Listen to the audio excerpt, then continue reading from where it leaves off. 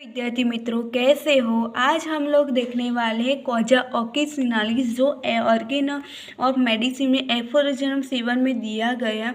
तो let's start. हम लोग स्टार्ट करते हैं कॉजा ऑकिसिनालिस के बारे में समझना। फर्स्ट दिया गया है एक्साइटिंग एंड मेंटेनिंग कॉज को हनीमैन सर ने कॉजा ऑकिसिनालिस बोला है। हनीमैन सर ने एक्साइटिंग और मेंटेनिंग कॉज को कॉजा ऑकिसिनालिस बोला है। मेंटेनिंग कॉज वो ऐसी चीज़ है जो डिजीज प्रोसेस को प्रोड्यूस, मेंटेन और प्रोलोंगेट करती है। They can also be grouped under the obstacle cure, और उसको हम ऑब्स्टेकल क्योर में ग्रुप में कंसिडर कर सकते हैं। Maintaining cause is responsible for the pseudo chronic disease.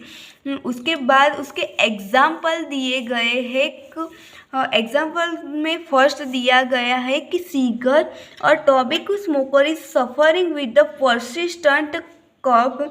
जो स्मोकर और टोबैको स्मोकर और सिगर स्मोकर है वो स्टिल परसिस्टेंट बार बार कफ से जूझ रहा है, सफ़र हो रहा है, उसको हम ट्रीट कर सकते हैं उसके कफ को। बट उसके ड्यूरिंग द ट्रीटमेंट उसको स्टॉप करना है स्मोकिंग। ड्यूरिंग द ट्रीटमेंट और बिफोर द ट्रीटमेंट उसको स्मोकिंग करना बंद करना है।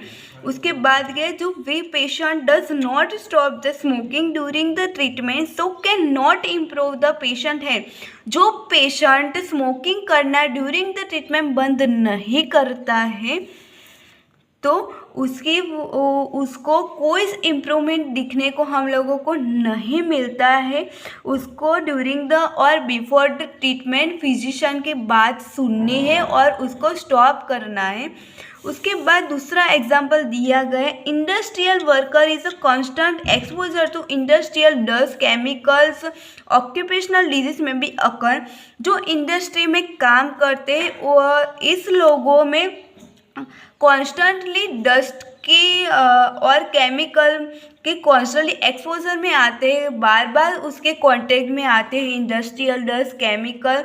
उसकी वजह से उन लोगों को सिलिकोसिस जैसे डिजीज होते हैं। The only way of the control the silicosis को हम ओनली वे कंट्रोल कर सकते हैं कि डस्ट को रोक के हम लोगों इसे कंट्रोल कर सकते हैं industrial dust. This is a nothing but the removing the maintaining cause. In a given case the exciting and maintaining cause are identify physician easily cure the case by removing the cause. उसमें बताया है कि जो physician को मालूम पड़ जाता है उसके एक्साइटिंग और मेंटेनिंग कॉज के बारे में तो वो उसके जो कॉज है उसको रिमूव करके उसको इजीली ट्रीट कर सकता है। But sometime not identify the cause, but sometime हमको उसके जो कॉज है उसके बारे में पता नहीं होता। This time only patient physician mental और mathematical are present. This time physician के पास ओनली मेंटल सिम्टम्स और माइथमेटिकल और फिजिकल सिम्टम्स ही प्रेजेंट होते हैं। Physician he is a written the whole body changing symptoms is a called as a totality of symptoms। उसमें बताया है कि फिजिशियन जो लिखता है उसके होल सिम्टम्स, उसके माइंड, उसके फिजिकल चेंजेस के बारे में उसको हम टोटलिटी ऑफ सिम्टम्स बोलते हैं। थैंक यू दोस्तों।